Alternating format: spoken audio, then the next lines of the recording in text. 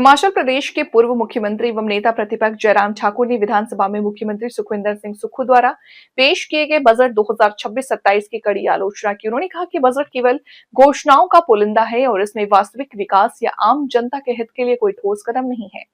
जयराम ठाकुर ने आरोप लगाया कि पिछले 2 वर्षों में शिक्षा, सामाजिक सुरक्षा, पेंशन, ग्रामीण विकास, कृषि, सड़क निर्माण और स्वास्थ्य जैसे प्रमुख विभागों के बजट में आधा से अधिक कटौती की गई है, जिससे हिमाचल प्रदेश के लोगों की आत्मनिर्भरता खतरे में पड़ गई। उन्होंने बताया कि सुक्खू सरकार के कार्यकाल में सरकारी नौकरियों की संख्या लगातार घट रही है।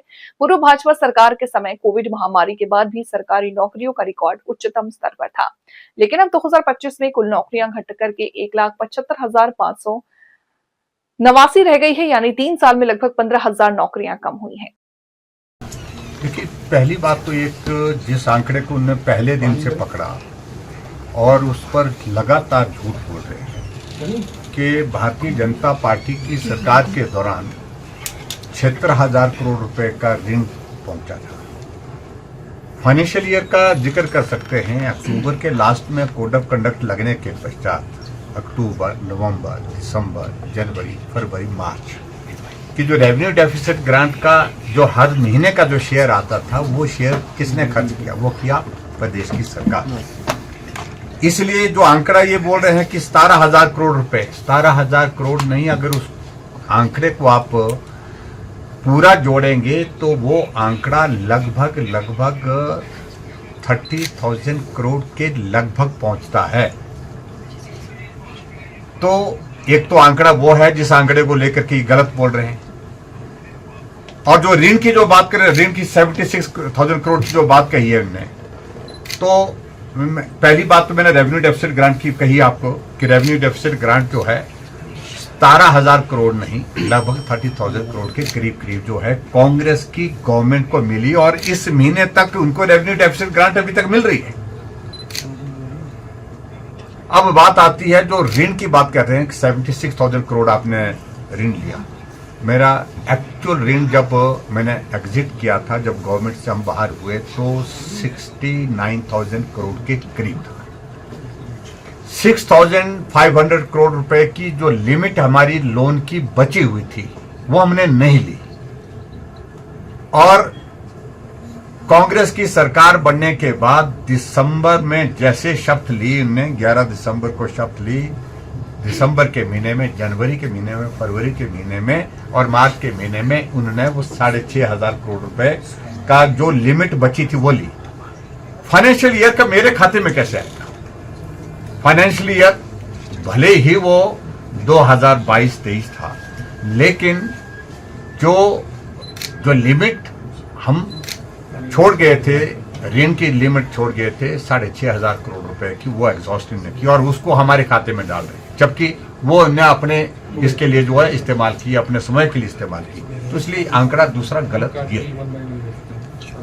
और मैंने जो एक आंकड़ा आपके सामने जो रखा है, वो आंकड़ा मैं बड़ा उसको मैं जरूर आपके सामने में ये कहना चाहूंगा। देखिए, वो आंकड़ा विशेष तौर से जो ऋण लेने का है, ऋण लेने का जो आंकड़ा है, इन दोनों के कार्यकाल में ऋण लेने का आंकड़ा जो है वो चला गया है। वो चाहे वो पूर्व की सरकार रही, वीरभद्र सिंह की सरकार रही, चाहे कोई और सरकार रही, मैं उनकी बात को ज़्यादा डिटेल में जानता हूँ, वो ऑल टाइम उसमें मोर देन 10% रहा। और सुक्खू जी की सरकार का जो ऋण एनुअल ग्रोथ जो है वो 16.3 ऑल टाइम हाई। और जबकि मेरे समय में जो हमने ऋण, जिसका ऋण का शोर बहुत करते हैं, बहुत शोर डालते हैं, ऋण लिया, हमने लिया एनुअल ग्रोथ जो हमारे ऋण की जो थी, इट वाज 7.2%। बहुत अंतर है भाई, दुगने से भी ज्यादा। यानी कि कहां 16.3%, कहां 7.2% हमने ऋण कम लिया कंपैरेटिवली। लेकिन उसके बावजूद भी मैं यही कहूंगा कि जो अभी का जो बजट इन्होंने प्रस्तुत किया है, हर एक सेक्टर में इनका जो है बजट घटा है।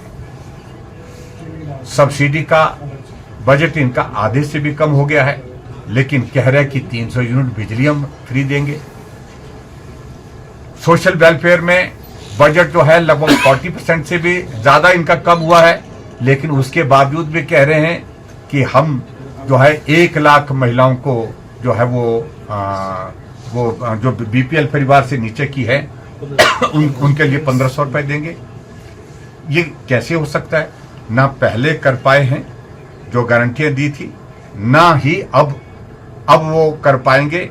और अभी जो झूठी घोषणा की है, हम तो उनमें एक ही चीज को पूछते हैं कि आप रोबोटिक सर्जरी पर तो चले गए। पिछले 2 सालों से चंबा के मेडिकल कॉलेज की, हमीरपुर के मेडिकल कॉलेज की टेंडर जो है वो फर्नीचर के, कुर्सी और मेज के नहीं हो पा रहे,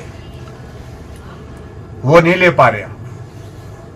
रोबोटिक सर्जरी की जरूरत हिमाचल प्रदेश में चुनिंदा स्थानों पर है, लेकिन ये जिद के साथ इस प्रकार से आप अभी भी देखिए कि बेसिक स्वास्थ्य की सुविधाएं उपलब्ध नहीं है। हिम केयर का पैसा आपने इलाज के लिए, जो बीमारियां हैं उनके लिए बंद कर दिया है।